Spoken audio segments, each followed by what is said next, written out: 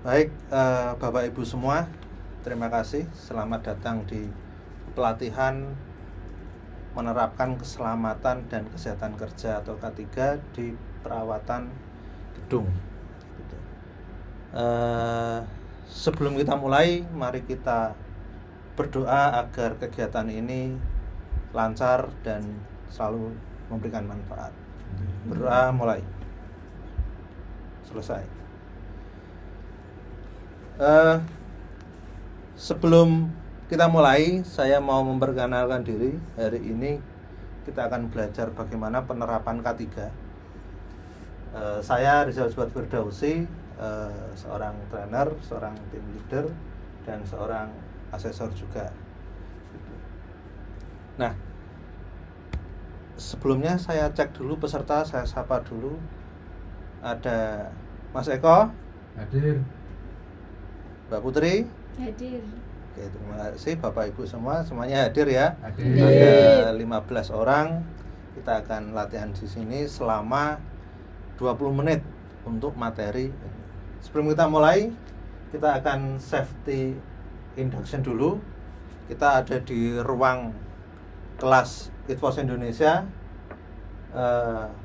Dalam pelatihan ini mohon untuk menyamankan tempat duduk agar tidak terjadi cedera. Kemudian kalau ada lantai licin, harap hati-hati, pakai alas kaki yang sesuai. Kemudian karena kita menggunakan alat listrik, maka juga harus hati-hati dengan bahaya listrik. Gitu. Sebelum itu silakan absen dulu ya. Silakan scan di sini untuk absen agar pembelajaran kita terrekod dan absennya ada.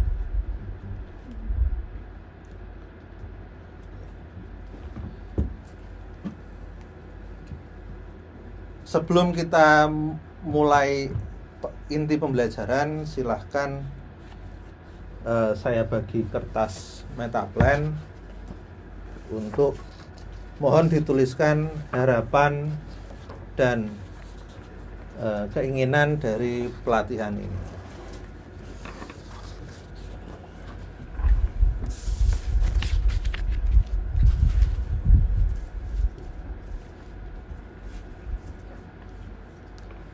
Oke, sudah. Terima kasih.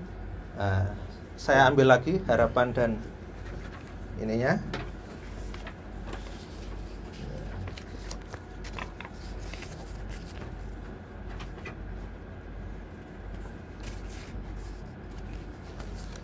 Baik, Bapak-bapak, Ibu-ibu, tujuan dari pembelajaran ini adalah yang pertama, peserta mampu melakukan perencanaan perawatan bangunan gedung.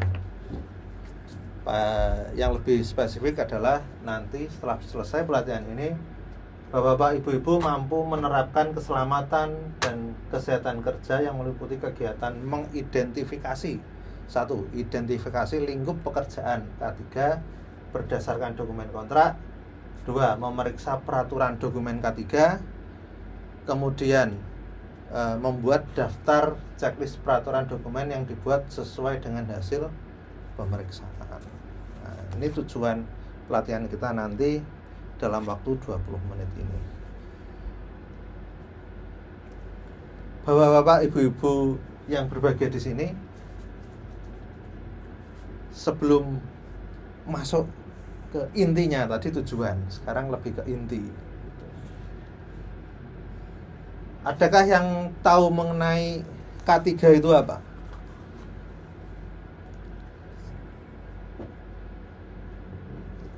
Ya. Kesehatan kerja. Oke, itu kepanjangannya. Kesehatan dan keselamatan kerja.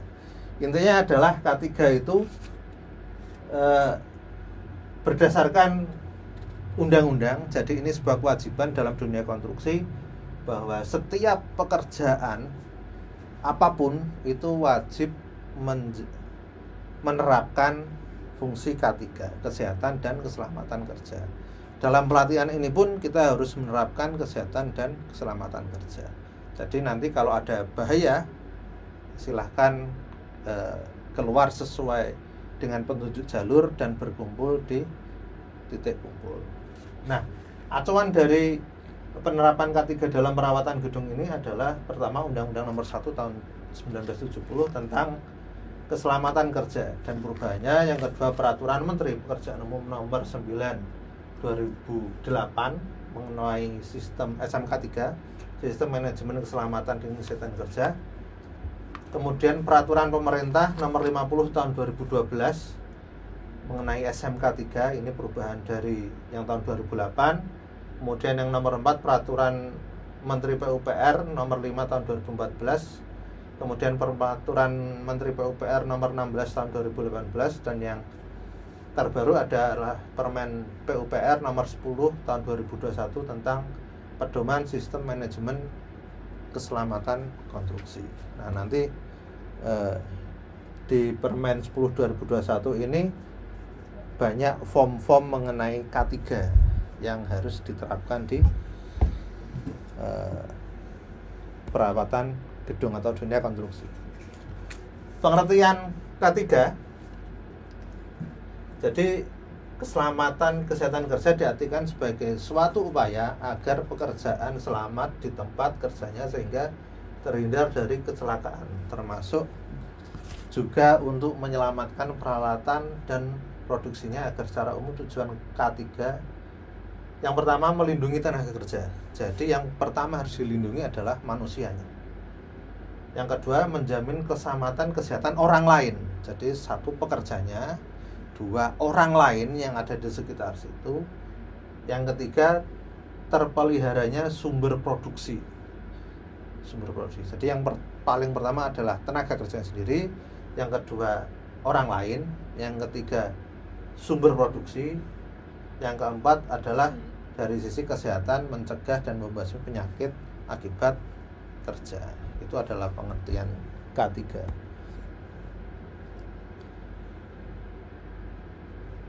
Nah, mungkin dari bapak-bapak, ibu-ibu, kalau dalam konstruksi gedung, perawatan gedung, kira-kira bahaya apa yang sering timbul, yang berpotensi untuk timbul?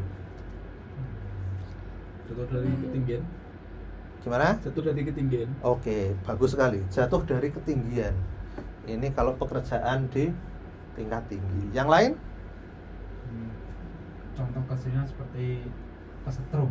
Oh ya, bahaya dari listrik, Ya. gitu. Karena kalau perawatan, kalau kita maintenance listrik, jadi bahaya tersetrum itu akan sangat tinggi sekali. Maka dari itu, sebelum kita melakukan perawatan gedung, maka banyak hal yang harus diidentifikasi. Yang pertama, pekerjaan apa yang akan kita lakukan. Pekerjaan yang dilakukan, contoh dalam kontrak kita berkewajiban untuk melakukan pengecatan gedung, gitu. Itu adalah perawatan gedung. Maka yang harus diperhatikan adalah satu, bagaimana resiko kalau pengecatan di gedung yang tinggi, maka itu jatuh dari ketinggian adalah resiko. Yang kedua, paparan bahan cat itu juga masuk resiko. Kemudian ada perawatan lift atau eskalator, kemudian ada pekerjaan plumbing juga. Jadi ini beberapa pekerjaan perawatan gedung yang berisiko. Contoh yang lain adalah ini juga harus diidentifikasi. Jadi kalau kita melakukan perawatan atap, maka ini juga harus di-list, diidentifikasi pekerjaan apa yang dilakukan dan resiko apa yang akan terjadi. Mulai dari pekerjaan atap, pengelolaan limbah, pekerjaan welding, soldering, pekerjaan konstruksi renovasi, maupun pekerjaan perawatan landscape. Perawatan landscape walaupun tidak di ketinggian itu juga ada resikonya, termasuk kalau merawat tanaman itu bagaimana dia kena bahan kimia pestisida, termasuk nanti bisa tersengat kalau ada hewan. Nah, itu harus diidentifikasi sebelum kita melakukan pekerjaan. Nah, dokumen K3 yang seyogyanya ada dalam pekerjaan perawatan gedung, yang pertama ada yang namanya biasanya RKK. Kalau sekarang namanya RK3, dulu RKK. Jadi sebenarnya sama saja. Jadi ada dokumen namanya Rencana Kesehatan dan Keselamatan Kerja. Ini wajib dibuat oleh kontraktor dan konsultan pengawas. Dua-duanya wajib buat. Itu kontraktor itu untuk pelaksanaan dan konsultan pengawas membuat RKK untuk pengawasannya. Yang kedua, panduan keselamatan prosedur kerja. Jadi panduannya gitu. Yang ketiga ada dokumen inspeksi. Yang keempat ada daftar APD dan APK. APD itu alat pelindung diri dan APK alat pengaman kerja. Nah, ini masing-masing pekerjaan akan berbeda. Masing-masing pekerjaan akan berbeda. Pekerjaan di ketinggian akan berbeda dengan APD yang dipakai di landscape di bawah. Kemudian buku laporan kecelakaan formulir K3, dokumen pelatihan untuk tenaga ahli K3, kemudian dokumen perencanaan evaluasi dan dokumen pengelolaan limbah berbahaya kalau itu perawatan di gedung yang menggunakan limbah berbahaya. Nah, alat pelindung diri. Jadi alat pelindung diri ini adalah melindungi manusianya.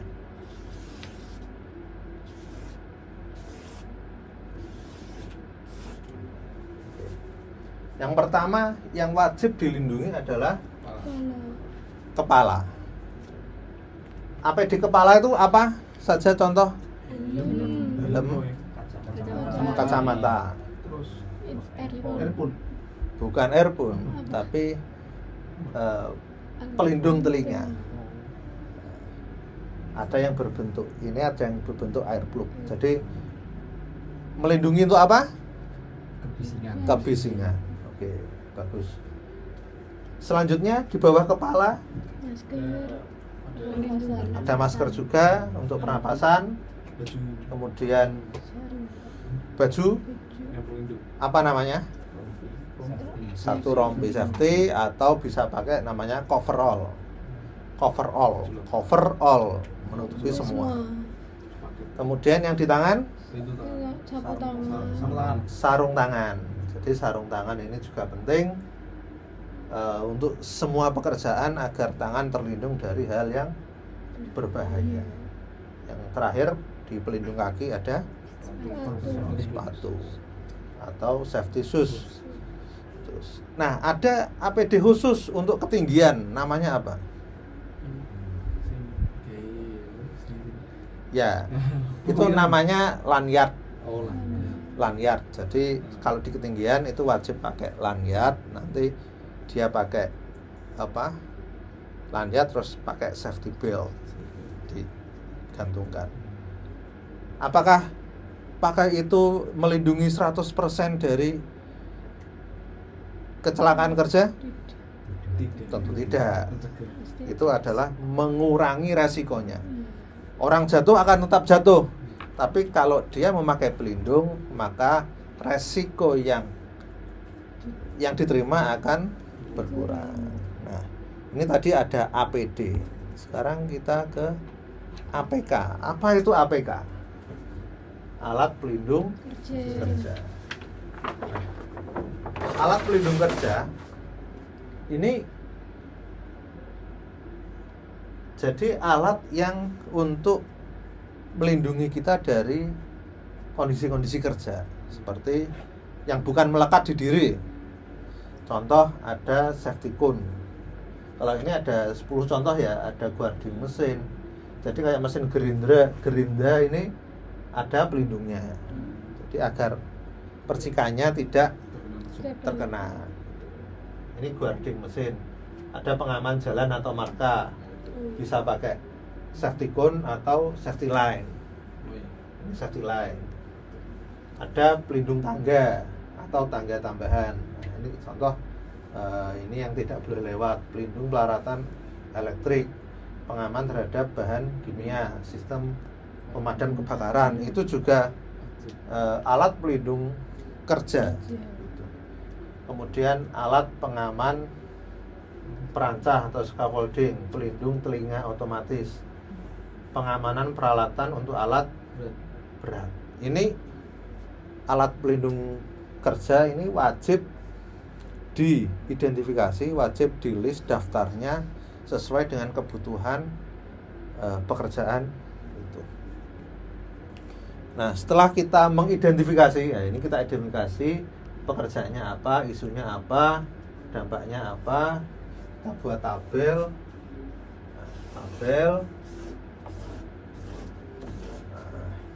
tabel isu, dampak, kategori, jenis. Kemudian pekerjaannya apa saja,